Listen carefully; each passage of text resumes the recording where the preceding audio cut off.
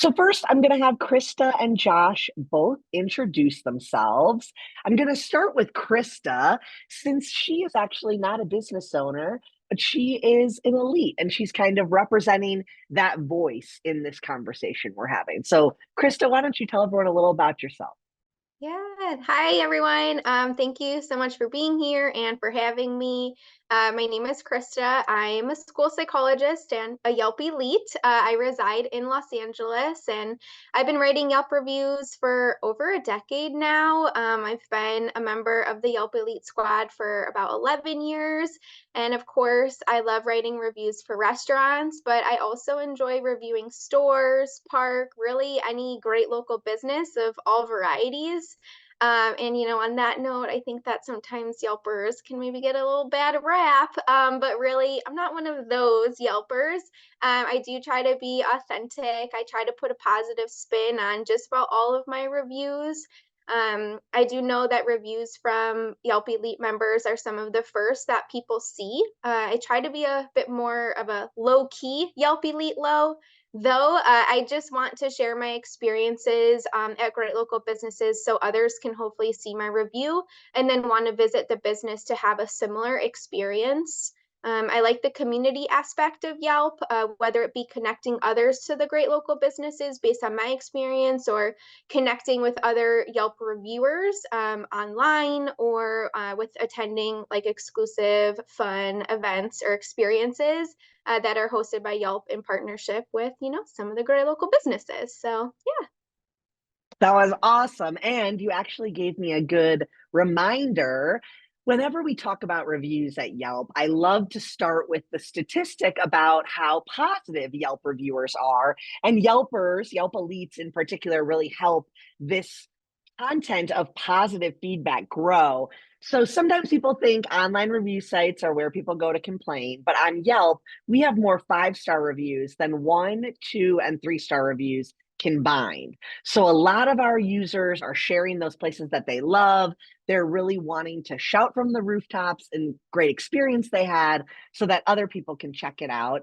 And of course, negative reviews do happen. Negative experiences sometimes happen, but Josh actually is a real pro with that. So we're going to get all into it today about how to handle your reviews. Josh, why don't you give everyone a little context on yourself and your business? Hi, I'm Josh Campbell. I'm in Dallas, Texas. True blue entrepreneur, unfortunately. I'm third generation entrepreneurs. Everybody started their own companies. My cousins, brothers. If you're in my family, you own a trades company or distributorship, you've started your own company. We all leave each other too. It's weird. We love each other. I'm in Dallas, Texas. I own Rescue Air and Plumbing. I'm master electrician, mechanical plumbing. I've been doing this my whole life. This is my second business, both of which were about 10 years old. I sold the first one. This is my second company that I've founded, Rescue Air, this year. We're budgeted for 25 million. The stretch goals 30 million, have about 100 employees. We operate out of about 30,000 square feet here. We're one of the biggest companies in DFW. We're probably pretty small when I met you, Emily. And the goal's, 100 million in 5 years. We do a lot of acquisition. I've been buying a lot of companies lately. That's kind of fun. And I love to grow, and I read a lot of books. And I have two beautiful little boys who play hockey and a wife who's way too good for me. Josh does such a good job with his intro because he knows all the things I'm going to come to him for. And a lot of it is about the growth and the continued learning. But one thing he forgot in his own intro is when he moved from the East Coast to Texas and was kind of reshuffling where he was going to grow his family, he was working for this big company that didn't really care about their reputation at all. They just kind of got new customers off of paying for these online leads. And it was like they just wanted that customer in that moment. And then who cares if they came back for another service in the future? And it was also at the time when online reviews and Yelp were kind of just getting started. Like it wasn't this huge thing that everyone did, and especially not for service businesses. But Josh kind of realized he could do something completely different and essentially care mainly about that consumer experience and turning them into a repeat customer. And that's how the business has really grown and expanded so much. Josh, I'm going to keep it with you on that topic. Can you share with everyone, just in the early days, right? When you were first kind of getting the reviews, or you knew that that online presence was important, what were you doing to create those memorable experiences, to leave customers with wanting to go and write about their rescue air experience and transaction? Yeah. Um, we didn't have any money, right? So we were broke. When I sold my company in Virginia and moved to went and worked for those guys, the term was turn and burn. They figured out Google pay-per-click way before anybody did in like 2011, 12, 13. And they had this massive influx of customers at the company. And if there wasn't good opportunity there, it was get through it, who cares? On to the next one and trying to get the money, as much money as you could out of any customer and get to the next one. And it was a really gross environment. Well, I'm from a small community, right? And your reputation's everything. If anybody out there is from a small town, if you get a bad reputation, it'll haunt you for the rest of your life. You gotta like move away. You can't join a convent. So my experience is that, and then I got there and there was like no sense of humanity at all. Like people were just cogs in the machine that didn't matter if they couldn't produce, the outcome we were looking for. And that sucked. And it's one of the reasons I left. So when I started this company, one of the main reasons I left that company and started this company was because I had to do something I believed in, and I had to do something that felt right and had a soul.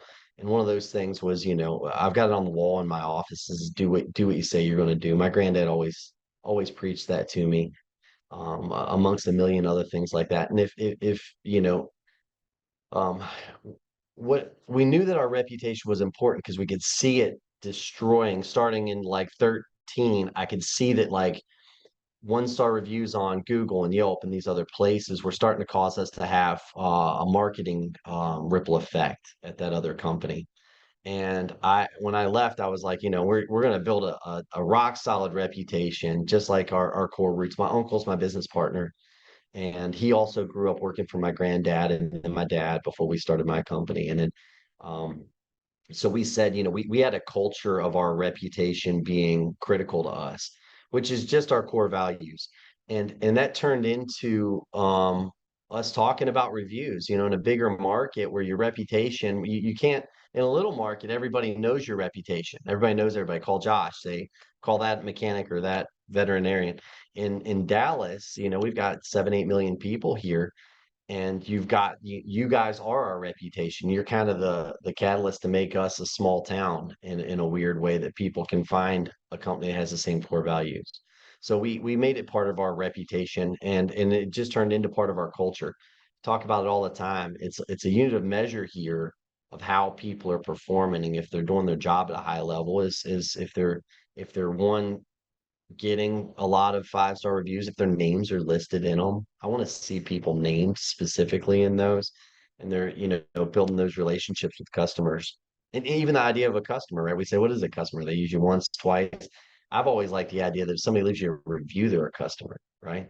And then they've solidified that word and cemented that they use you, and that they I mean, if they say that don't call anybody else, you know that they're not going to. And then that's really how we steamrolled this thing. We got a 5-star review on every single call we went on. We badger customers like, you have to share your experience. We need you to share your experience. And then um I guess that's it's taken off since there. So we talk about it all the time. Yeah. And I'm going to come back to you to talk about how you engage your customers to share their experience, because maybe not everyone on the call knows, but Yelp actually doesn't allow you to solicit or ask for reviews. And so Josh has a really great way with his team of just engaging feedback and letting the consumer kind of go where they want to go to share that experience. But I'll let Josh share more about that. In the meantime, Krista, can you just talk a little bit about those things that businesses or employees of a business can do to really create that connection with you or make you want to review? I like how Josh mentioned that he likes when his employees are mentioned in a review, because you have a good tip too. for how to mention employees. So can you share a little bit of that with the audience? Yeah, of course. So my little tip, I usually like keep my receipts until after I write my review, because at least at restaurants and other businesses, the server is on the top of the receipt, so then I can throw their name in my review. So a little pro tip. But yeah, I mean, I've been writing reviews fairly consistently since 2013 or so. My review writing, it does ebb and flow, but it skyrockets when I have an amazing positive experience at a business and, I'm extra motivated to share the experience with others. I do love traveling, and I'll use Yelp to kind of like research places to visit or eat when I'm traveling, in my, well-researched list of things to do and check out at any given location. I feel like because I look at the reviews and, get a list that I want to look at, like I'm kind of going into the trip with kind of a positive experience. Customer service is huge, as we all know. But I just, kind of want to say that it really doesn't have to be perfect. Everyone has their off days, but it's, really meaningful and like validating for a business to be engaging. And then just in terms of businesses, like naturally encouraging customers to share their experience by writing review. I don't know if Yelp is still doing this, but I like when I go into a business and I see the little window cling of like people on Yelp love us, or even, a lot of businesses will post their social media, and just like seeing the little Yelp logo is like, oh, okay, if I write a review, they might actually see it. And it's just kind of more motivating for me to write it. They're methods that are subtle, but they're effective for me at least. I like check-in offers. Is I don't necessarily go to a business because they have a check-in offer, but if I'm at the business and I check in on Yelp and then an offer pops up, like it's so exciting. It's like a nice unexpected treat, and it's really something like a free pop or like 10%. It's like small, but it makes me feel nice. I don't know. I get excited easily. Yeah, and I mean, I'm so glad you brought that up because check-in offers are a great way to subtly let your customers know you pay attention to Yelp. And if people check into your business on Yelp, it will also prompt them to share their experience. So it'll ask them to write about the experience that they had. And, like you said, people aren't hunting around like they were on Groupon in the day, like looking for a deal, but it's a fun way to engage your customers. And it doesn't even have to be a percentage off. I've seen businesses do fun things like, dentists who already give out stuff that has their name on it. It could be things like that. There's bars in New York back in the day that used to do high fives. It's just like fun, silly ways to engage your customers and show them that you pay attention to Yelp.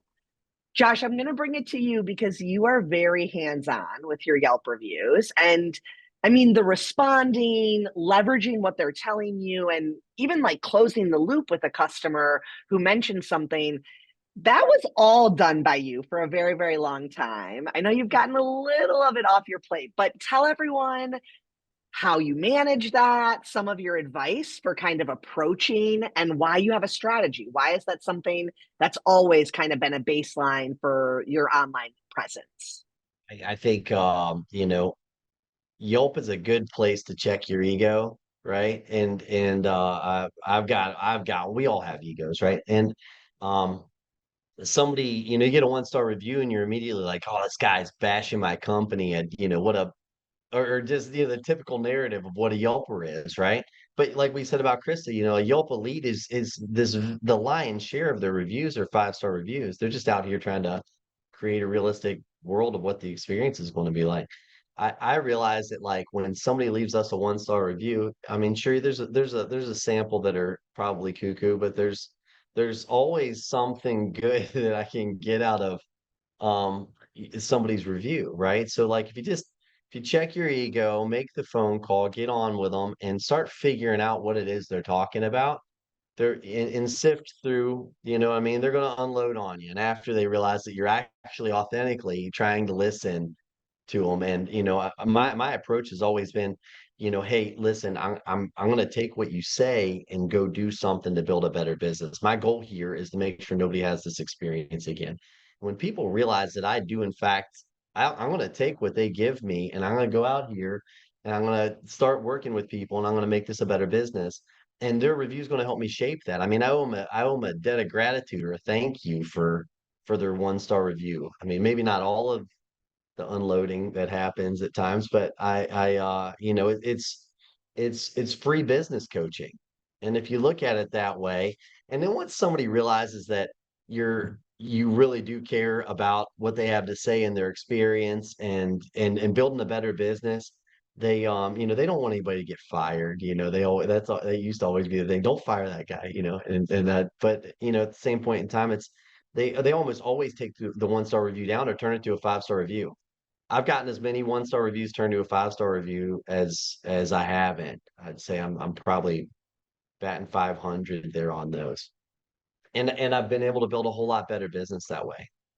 So, And you always used to tell me, like, it's never about getting the review down for you. Like, that's not why you're reaching out. That's not why you're trying to resolve it. Ultimately, even if the review stays up, you want to learn and you want the consumer experience to be resolved. But because you actually care about the consumer and you're not obsessed with if the review is coming down, that's when that actually happens. I think sometimes a big mistake is when business owners get a critical review and they try to go in trying to get the customer to take it down instead of just trying to hear the customer out. And that's so important. yeah, I'm going half to of your stick with you. reviews are that Oh, go ahead, Josh. situation. Yeah, half of your reviews are in fact just somebody who is authentic. I mean, if you go look at our 1-star reviews, you got a fraction of them, which is the unfortunate fraction, is other businesses. Maybe somebody got 2 or 3 quotes on a new air conditioning system.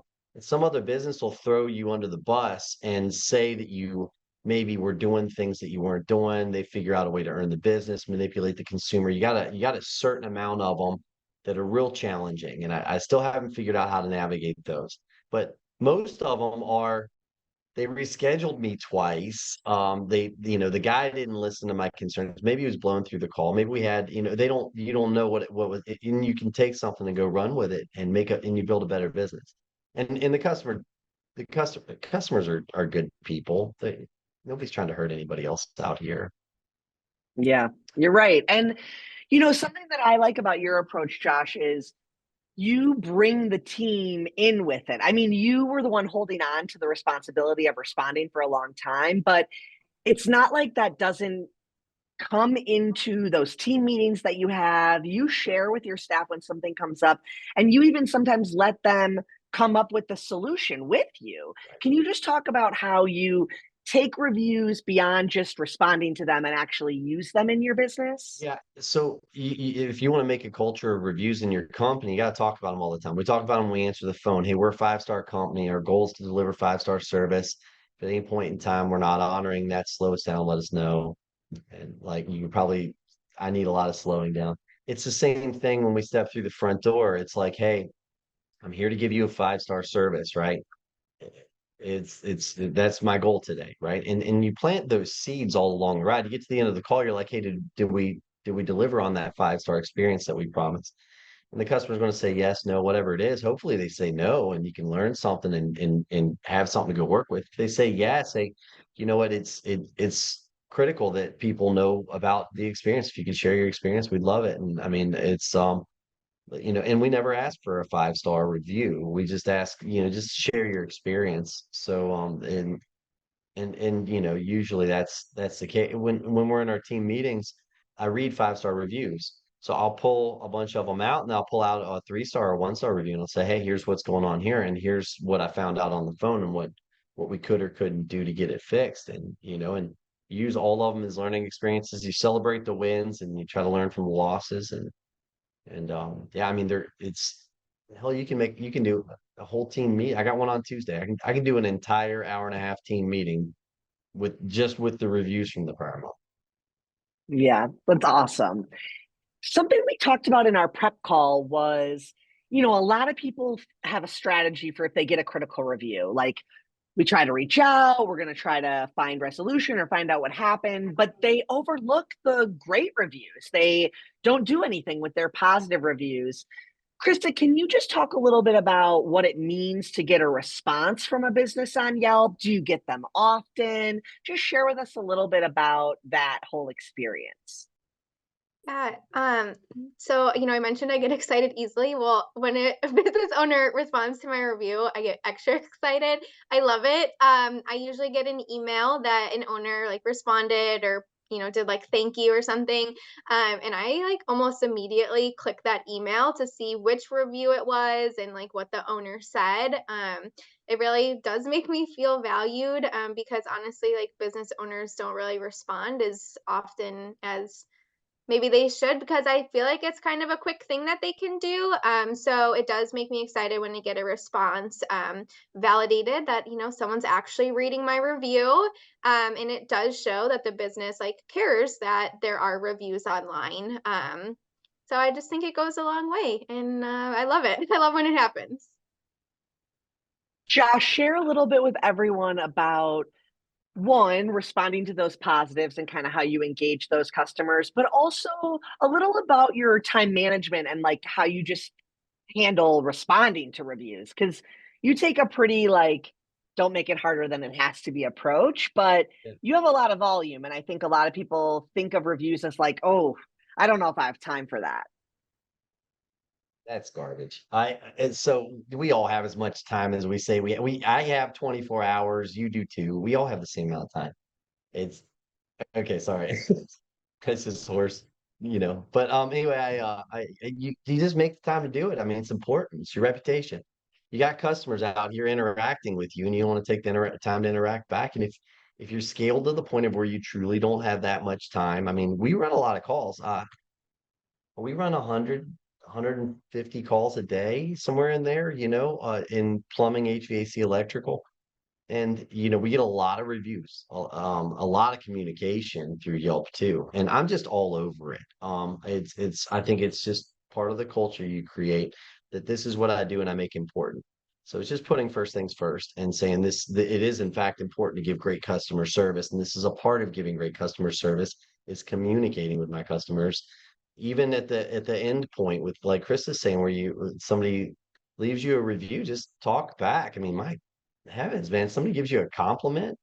You don't have the time for that. What do you have time for? I mean, so I think, yeah, of course, you did all that work to get to that 5-star review, and then you have the time to say, I love you too.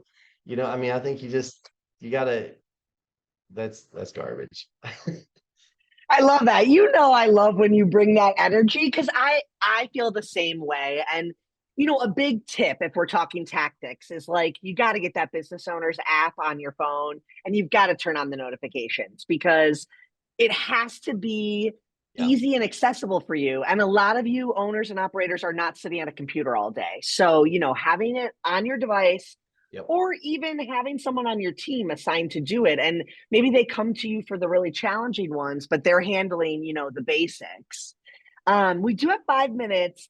There's one point that I wanted to really get across from Oakwell that I think is super important to this conversation.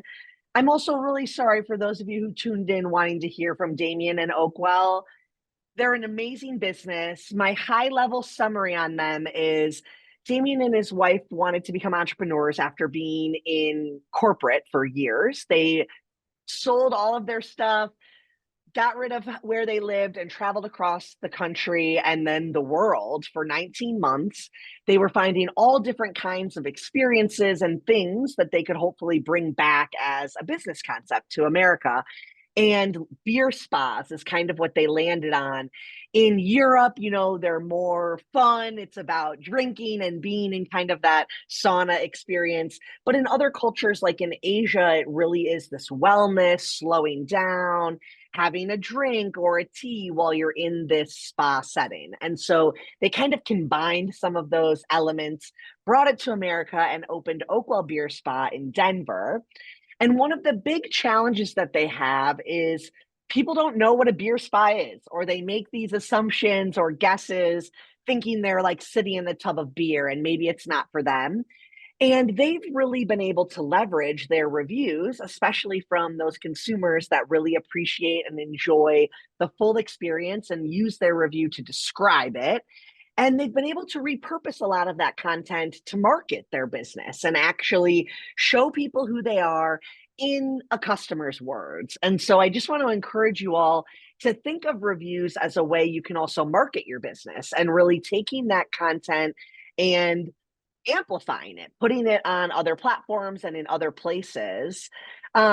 Krista, can I have you just share maybe a tip here for some cool things you've seen business owners do, whether it's been ways they share their reviews or even just engage with people through their social media accounts? What are some things you've noticed or loved that you've seen businesses do online? Yeah, I mean, I think obviously it starts when I walk in the door of the business and just being welcomed. I live in Los Angeles. There are so many businesses that I drive by every single day and I don't even know that they're there. So sometimes I use Yelp to find, a new restaurant. I'm like, oh, that was there this whole time. And so, I go there and I hopefully feel welcomed. I hope they have a positive experience. And then I write my review or maybe sharing a picture on Instagram. Just kind of going back to what we were talking about before, that thank you goes such a long way. Whether it be thank you on my Yelp review, maybe they screenshot it and share it on their socials. Whether it could be a Yelp review, it could be a picture that I posted on my own Instagram and they're resharing it. Just getting thank you in the littlest way.